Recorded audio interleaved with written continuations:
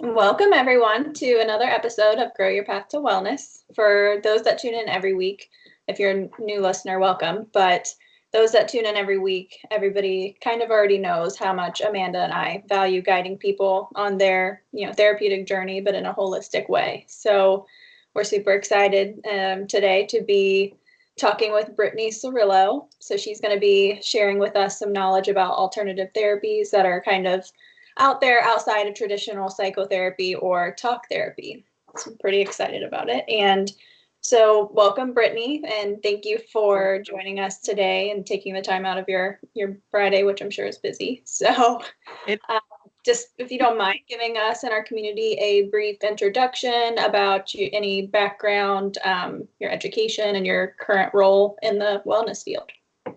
Sure. Okay. How do I make a really long story as short? My path has been a pretty winding one to get where I am today. But let's see. So my undergraduate degree is in cognitive and behavioral neuroscience. So, that was, I don't even know, 2009 I graduated. So 12 years ago, more than that. I've been studying the brain for a really long time. Big neuroscience dork. So, and then I pursued a PhD in neuroscience for a while in Chicago, and didn't love the aspect of working with lab rats as my, clients or patients. So kind of decided to change gears and pursued a master's degree in mental health counseling instead, because I wanted to work with real people and have, an impact in that way. So ended up going that direction. Worked in substance abuse for a while and really loved it, but felt like I was missing this huge piece of me, which is obsessed with neuroscience, and ended up at a functional medicine facility in Charlotte, North Carolina, that combined functional medicine with holistic mental health treatment, and they did neurofeedback. And I was like, oh my gosh, this is amazing. It combines therapy, which I'm, now have a graduate degree in, and understanding of the brain and how it works, and utilizing neuroplasticity to help people with their mental health concerns. And so the rest is history. And I had my first child when I was in Charlotte, and my husband and I decided to move back to Ohio, where we're both from. And I've always wanted my own practice. And so it felt like now or never, let's do it. So I started my practice about 3 years ago, and we incorporate holistic modalities for mental health, including neurofeedback. I love it. That's the second time I got to hear your story, because when we met, you shared all that, and you put it together so eloquently. And as you say, at this time, it's like everything kind of just aligned for you as it needed to. Even though you weren't sure in the moment, it sounds like it all came together. In the moment, it felt like, what am I doing? It just, I was several times, but it all worked out the way it needed to. So, Yep. Good stuff. That's the journey, isn't it? Okay. Yes. So you talked about the brain, we have listeners of all status, right? So can you kind of give us the layman's terms and really break it down for us? You said I became obsessed with the brain and neurobiology and neurofeedback, and now that's a service that you provide at your practice. Can you tell us, what is neurofeedback?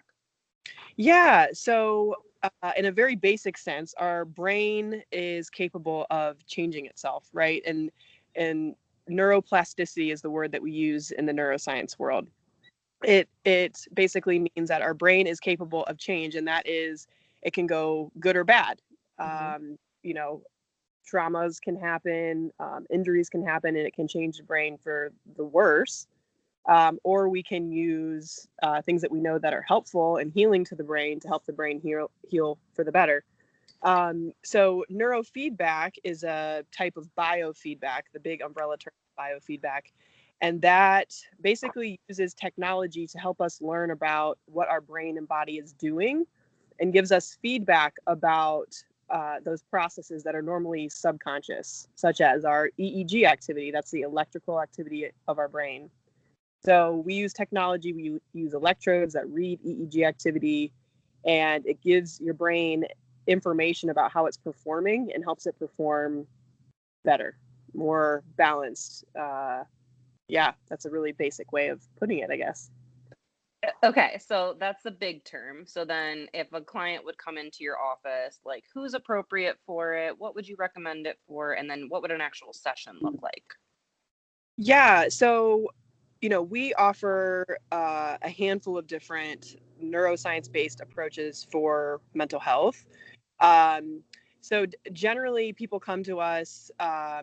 They're in one of three categories. They're coming to us because they just want counseling, and they found our website and what we do sounded kind of interesting to them. Or they're coming to us specifically for neurofeedback because they've done their research or they've been recommended to do that by their neurologist or by another practitioner. Or we get a lot of referrals for people looking specifically for EMDR. And so each person usually goes through me. I'm the intake coordinator, if you will. And so kind of talking to the person, getting a little bit about their history, we will schedule an intake, and then that's where we kind of determine what avenue they're going to take. Are they going to do just counseling? Are we going to combine some neurofeedback? Are we going to use some EMDR? And that's like a moving target. Like it's always, we might start adding things later if we are looking for more benefit or whatever. So typically a session looks like a combination of traditional counseling where we're kind of talking through what's going on, processing things, giving them tools and coping skills, teaching mindfulness exercises and all that kind of stuff, all that good stuff. And then usually at the end of session, if we're using neurofeedback, which most of our clients do, the last of the session is targeted specifically for helping the brain find balance and doing that kind of training. So what would that mean for them? So you'd kind of wrap up your chatting and then Yeah. So we prep the scalp, we stick electrodes on, and the electrodes read the activity. There's two different types of neurofeedback that we do. The first type helps the brain really quickly find a new balance. It actually gives the brain a mild stimulation. So, a lot of people ask, is it like electroshock? No, not like that. It's gonna hurt. You're not going to feel anything, but it provides the brain a mild stimulation that helps the brain break out of stuck cycles and patterns. So it's really great for people who have a chronic condition, whether that's, chronic migraines, pain conditions, anxiety, depression, something that's like intractable that really hasn't been helped by other means. And then the second type of neurofeedback, we're hooking an electrode on. They have a little headset that kind of makes them look like they're going to outer space or something. And we give them a tablet, and they literally play video games with their brain. Super cool. So when their brain is producing the electrical activity that we're wanting, that helps the brain be more stable, balanced, helps reduce symptoms. They get automatic feedback from that game, letting them know that they're doing it correctly, right? And so it's, if anyone's listening has taken, a psychology 101 course, it's operant conditioning is what it's based on. We learn through reward. So when we're showing the brain when it's doing the right thing, it's more likely to do that thing over and over and over. And so we train those neural pathways, they become stronger, and it becomes much more likely that the brain's going to take that pathway versus the old negative pathways that have been, entrenched for so long. I like to think of it as like physical therapy for the brain, or like weight training for the brain. We're training specific areas to be stronger, and that therefore weakens the areas that we don't want to be so strong. I appreciate you going into detail because I think mental health in general is becoming less stigmatized and people are becoming more open, but that's a scary unknown. Like, what does a session look like? And then you start saying, we're going to do neurofeedback and we're going to, check your EEGs. And I'm like, okay, can you visualize this, and kind of walk that out for people so they feel comfortable walking in. So I appreciate you doing that. We're big on analogy. So I like the weight training analogy. That was super. I mean, even for me, somebody, I don't have much information. I knew like the general concepts of it, but that's a good analogy. I have an intern that is amazing. She's a Kent State graduate student, and she is obsessed with the brain almost as much as I am, maybe more. And she has this really great analogy that she uses with thinking of the brain as a truck going through the woods, and there's a really muddy rut that this truck always drives through, the same rut, muddy rut, and kind of thinking of it as like maybe chronic anxiety or rumination or negative thought patterns, right? It becomes really easy for this truck to go through this rut. You don't even have to have your hands on the wheel, and the truck's going to just keep going through the same rut, and it gets deeper and deeper and deeper. So to get the truck out of that rut, it's going to require a lot of force, a lot of effort to steer that wheel in a different direction. So initially it can feel really challenging, and we give the clients a lot of tools as far as, like I said, mindfulness. We do a lot of CBT, DBT type of things, giving them skills to turn that wheel. In addition, neurofeedback really helps turn that wheel in a more efficient way. We're laying down new tracks for this truck to go down.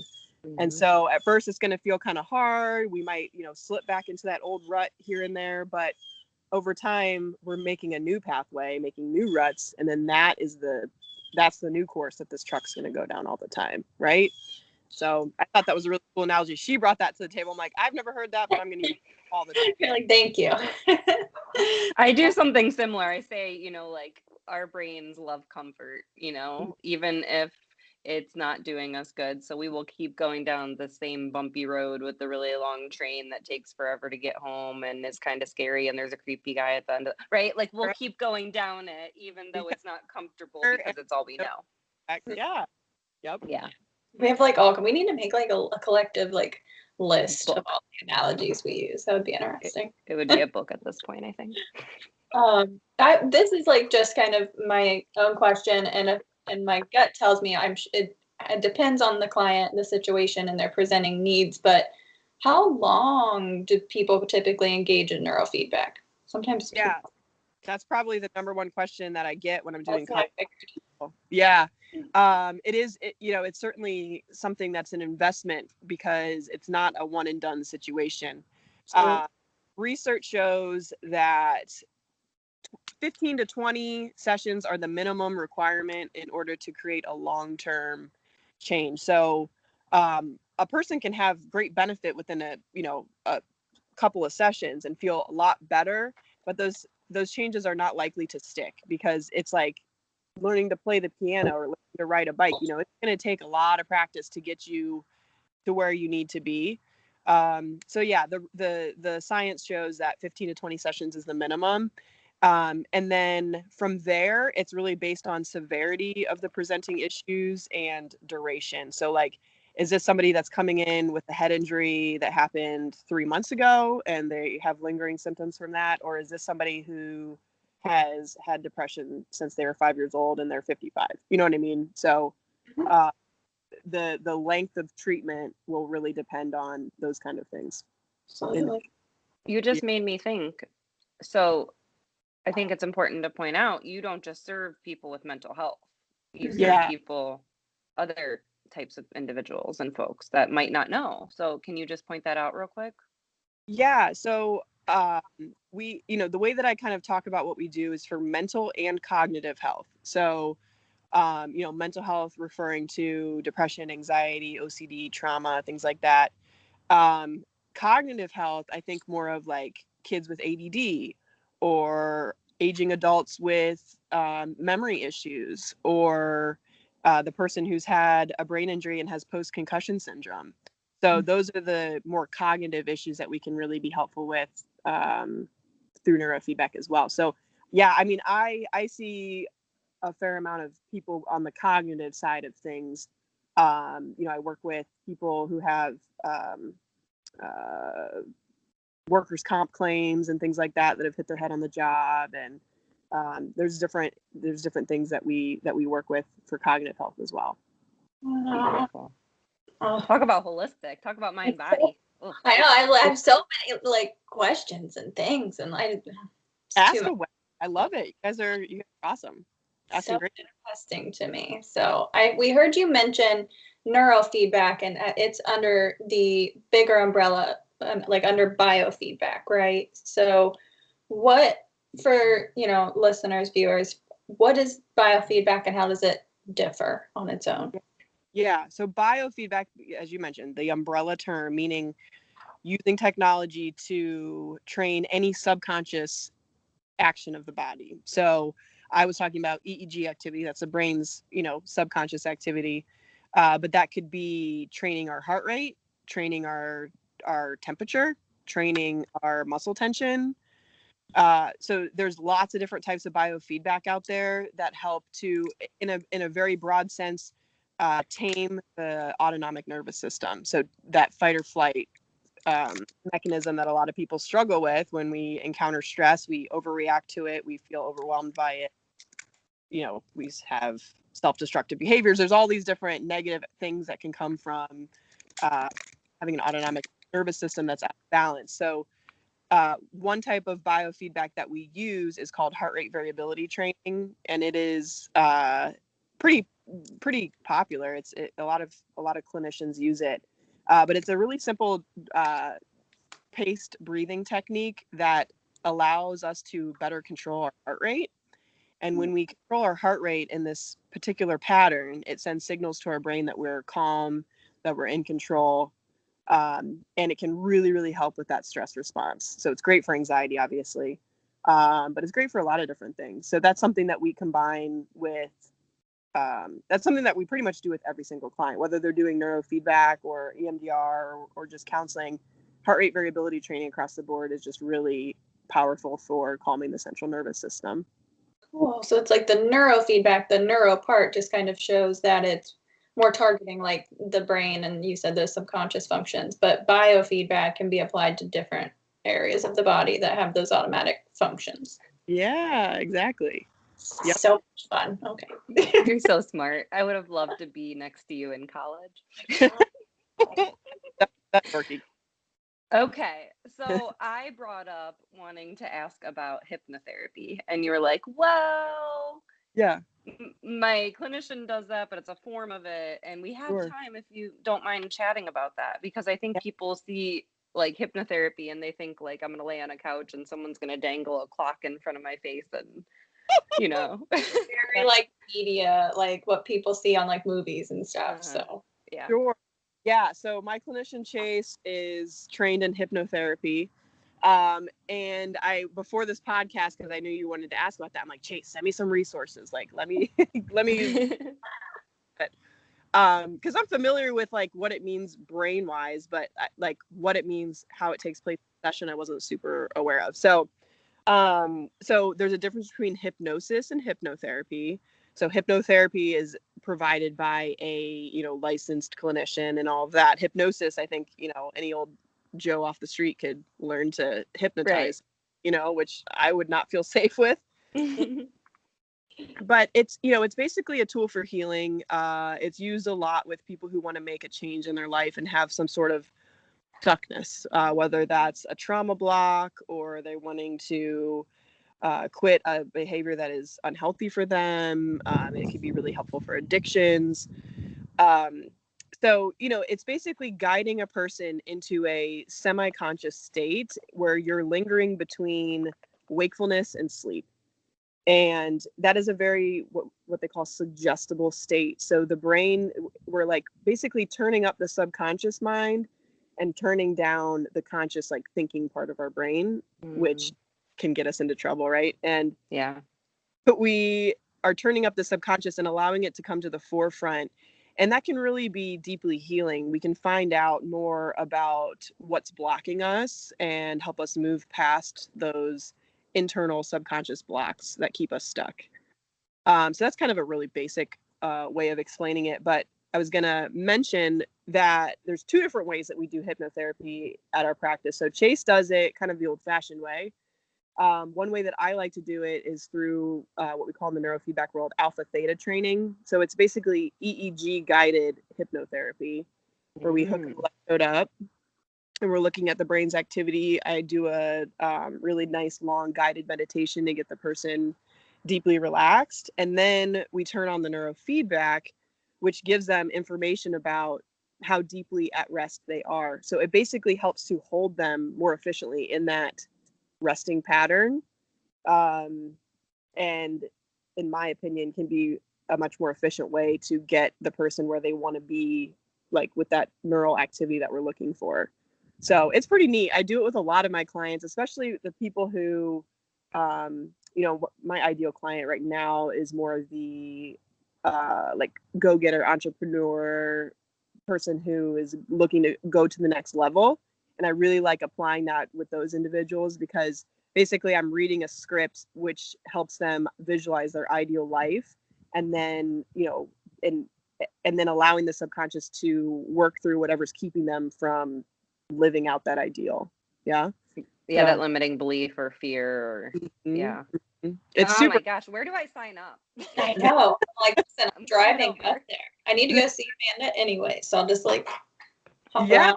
Not far from each other at all. So, I mean, and Amanda's been to my office. I think I showed you the equipment a little bit, but you're probably welcome to come back and check out some more.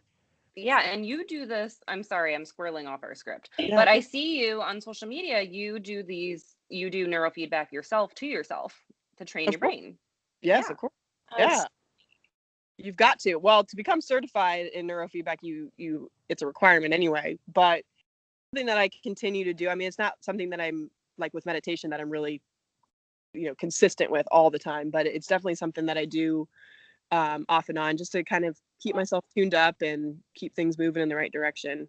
Definitely. And the alpha theta thing that I was talking about, that's one of my favorites to do on myself because it's basically like a really deep meditation that you feel amazing. Sounds so healing, like so much emotional blockage. Yeah. Yeah. It almost reminds me of maybe I'm going way off, right? But like it reminds me of going to like a Reiki session and getting my chakras healed, right? And like feeling just lighter afterward, or yoga or something like that. Yeah. Yeah. Do you incorporate like meditation, like in just like not asking like what do you do every day, but just like your own like how you apply these things to yourself just day to day? I heard you mention meditation. Yeah, it's something that has been a part of my life for probably 8-9 years now. Yeah, it's huge. I love that. Okay, so when practice what I, it's something. Yes, telling people all to do, and along those lines too, something that's really important to my practice is what I call the 5 pillars of brain health. Just nutrition, exercise, stress relief, sleep, and cognitive stimulation. Those are all really important things that are, for our brain and for our mental health. And so if people come to us expecting to get hooked up to neurofeedback and make life-changing, things happen, but their lifestyle is crap and they're, not taking care of themselves, and they're probably, I'm straight up with people. I'm like, you're not going to get very far if we don't work on these things. So there's a big piece of personal commitment that comes with working with us. You have to do the work outside a session in order to see the best results, for sure. Definitely. It's like it's a whole package. Like you said, you don't come in and put it on and then you walk out and yeah, you might get a little, you might see some improvement, but we're not here to see a little improvement. We're here to change your life. So let's yeah. So when should, this might be a difficult question, but when should someone seek out alternative therapy options for their mental health? Like, is there, recommendation or any feedback you would give somebody on that? Yeah. I mean, people come to us oftentimes when they've tried a lot of other things. So they've tried traditional counseling, they've tried medications, some people, tons of different medications. Some people are already into the alternative, quote unquote, type of world and have done all the things, Reiki and acupuncture and everything. And, nothing has helped them. Oftentimes, this can be the missing piece for those people.